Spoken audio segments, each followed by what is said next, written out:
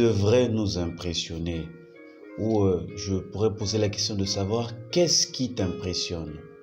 Qu'est-ce qui t'éblouit? Déjà, il faut savoir qu'en tant qu'enfant de Dieu, il y a des choses qui devraient nous impressionner, d'autres ne devraient pas nous impressionner. Et ce qui nous impressionne, ce n'est pas le fait qu'on dise d'une personne qu'elle est riche ou qu'elle vient de l'Europe, des États-Unis. Ce n'est pas que l'on dise de cette personne qu'elle roule à bord d'une Ferrari ou d'une Lamborghini ou qu'elle a de grandes possessions terrestres. Voyez-vous, ce sont les païens qui sont impressionnés par les richesses terrestres, par toutes ces choses-là. Ce sont les païens qui courent après et qui tremblent devant ces personnes qui possèdent énormément de choses. Nous, en tant qu'enfants de Dieu, nous avons des choses plus excellentes qui doivent nous impressionner. Et en méditant la Bible, j'ai été marqué par la vie de plusieurs serviteurs et servantes de Dieu. Prenons par exemple Daniel dans le palais du roi Nabuchodonosor.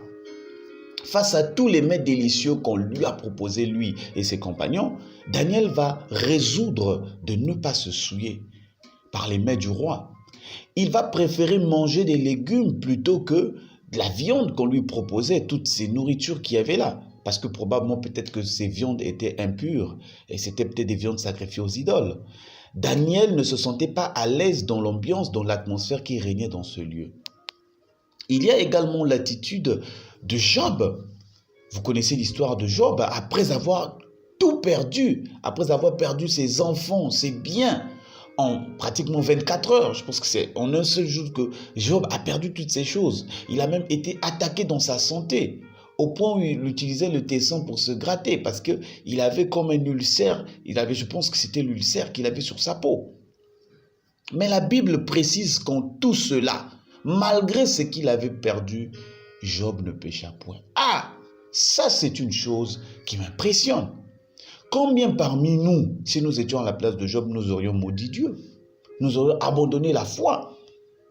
Et il arrive simplement que nous perdions le travail, que nous perdons peut-être la voiture, que nous perdons un examen, nous n'avons pas réussi à quelque chose. Nous commençons à dire des choses méchantes vis-à-vis de Dieu, comme si nous serions prêts à le maudire. Ce qui m'impressionne également, c'est Hébreux le chapitre 11. C'est un chapitre extraordinaire, merveilleux, qui nous présente ces hommes qui ont su se démarquer par rapport à leur foi. Tous ces héros de la foi. Et dans ce chapitre, il n'est pas question de la possession de beaucoup d'argent ou des biens matériels. Ce n'est pas sur ça que l'accent est mis, mais plutôt sur l'attitude que ces hommes ont eue vis-à-vis de la parole de Dieu. Et il est dit dans le verset 35, dans le chapitre 11 de Hébreux, « Des femmes recouvrèrent leur mort par la résurrection. D'autres furent livrés au tourment et n'acceptèrent point de délivrance afin d'obtenir une meilleure résurrection. » S'ils ont préféré les tourments au point de refuser même la délivrance, c'est parce qu'ils croyaient, ils voyaient la résurrection. Et ils avaient les yeux fixés sur la rémunération que Dieu avait préparée à l'avance pour eux. Pour eux, comme Paul pouvait le dire, la mort est un gain. Quand je lis toutes ces choses, bien-aimés, je suis impressionné. Et je dis, ah Seigneur, donne-moi d'imiter de tels hommes, des hommes de foi. Je suis marqué par ceux qui marchent selon la parole de Jésus, qui ne sont détournés ni à droite, ni à gauche. Des serviteurs qui sont morts à eux-mêmes, qui ne vivent que pour accomplir la volonté de Dieu, avec beaucoup de patience et de douceur envers les âmes. Quelqu'un peut parler en langue du matin jusqu'au soir. Cela ne m'impressionne pas, puisqu'il s'édifie lui-même et que personne ne comprend ce qu'il dit. Que dirons-nous de notre Seigneur Jésus lui-même, le modèle parfait, plein d'amour, compatissant? Il enseignait droitement la parole de Dieu.